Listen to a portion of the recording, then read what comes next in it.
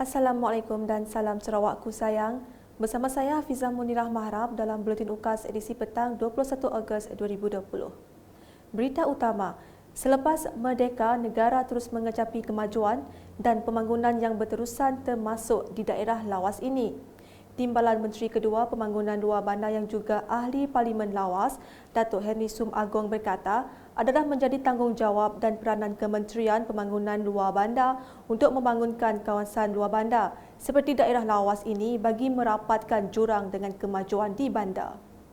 Beliau berkata demikian dalam program Merdeka atau Komuniti Daerah Lawas, anjuran Jabatan Penerangan Daerah Lawas dan Limbang di Dewan Kebudayaan Lun Bawang Long Tuan Terusan pada Khamis. Berita seterusnya, Menteri Muda Pemodenan Pertanian, Tanah Adat dan Pembangunan Wilayah Sarawak Mandret yang juga Pengerusi Pertubuhan Peladang Negeri Sarawak PPNS, Datuk Dr. Abdul Rahman Ismail telah mengetuai lawatan rasmi ke beberapa pertubuhan peladang Malaysia di Kuala Lumpur. Antaranya Lembaga Pertubuhan Peladang Malaysia LPP yang dilawati ialah pejabat LPP di Kuala Lumpur, Pertubuhan Peladang Negeri Selangor PPNS di Shah Alam dan Pertubuhan Peladang Kebangsaan Malaysia NAFAS di Kota Damansara pada Rabu. Dalam lawatan itu, mereka telah disambut oleh Pengerusi LPP merangkap Ahli Parlimen Pasir Putih Dr. Nik Muhammad Zawawi Haji Saleh, Pengerusi PPNS Selangor Datuk Dr. Abdul Rahman Bakri dan Pengerusi NAFAS merangkap Timbalan Ketua Setiausaha Pembangunan Kementerian Pertanian dan Industri Makanan MAFI Dr. Anis Mahmud. Beralih ke perkembangan penduduk di Kampung Tengah Lingga, boleh menarik nafas lega apabila projek pembinaan pintu air Kampung Tengah Lingga telah diluluskan dengan kos sebanyak RM100,000. Ahli Dewan Undangan Negeri Adun Lingga, Hajah Simoy Peri berkata, ianya akan dibina selepas proses cabutan undi selesai dilaksanakan Pejabat Residen Seri Aman dalam masa terdekat. Beliau berkata demikian selepas menghadiri mesyuarat projek RTP Dun Lingga pada Khamis. Apabila siap projek ini nanti, masalah air bertakung terutamanya pada musim banjir dan air pasang besar akan dapat diatasi.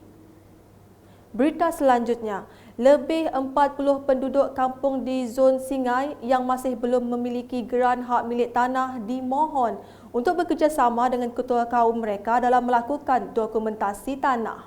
Ahli Dewan Undangan Negeri Adun Tasik Biru, Dato' Henry Cinet berkata, selama 4 tahun menjadi wakil rakyat, beliau telah mengambil berat hal berkaitan tanah Pimung Singai yang masih kosong dengan memohon kerajaan Sarawak mengiktiraf ia adalah tanah masyarakat Bidayuh kawasan Singai. Jelasnya, kerja-kerja penyukatan tanah penduduk tidak dapat dilakukan semua serentak kerana keluasan kawasan tanah yang terlalu besar. Beliau berkata demikian semasa taklimat pendokumentasian Tanah Adat Bumi Putera Tanah 2020 sempena program Pemimpin Bersama Rakyat di Kampung Sudoh Singai Bau pada Khamis. Tambah beliau, di kawasan Tasik Biru sahaja terdapat 7 kumpulan survey tanah yang melakukan kerja-kerja penyukatan tanah. Berikut pula mengenai usaha kerajaan Sarawak menjadikan Sarawak sebagai sebuah negeri pengeluar utama produk makanan perlu mendapat kerjasama daripada rakyat di negeri ini. Ahli Dewan Undangan Negeri Adun Jemoreng, Datuk Dr. Juanda Jaya berkata, kerajaan Sarawak telah menyediakan peruntukan yang besar sebagai langkah untuk mencapai matlamat tersebut. Beliau berkata demikian semasa Majlis Perasmian Community Extension Outreach Program CEOP di Dewan Undangan Negeri Dun Jemoreng di Igan pada Khamis.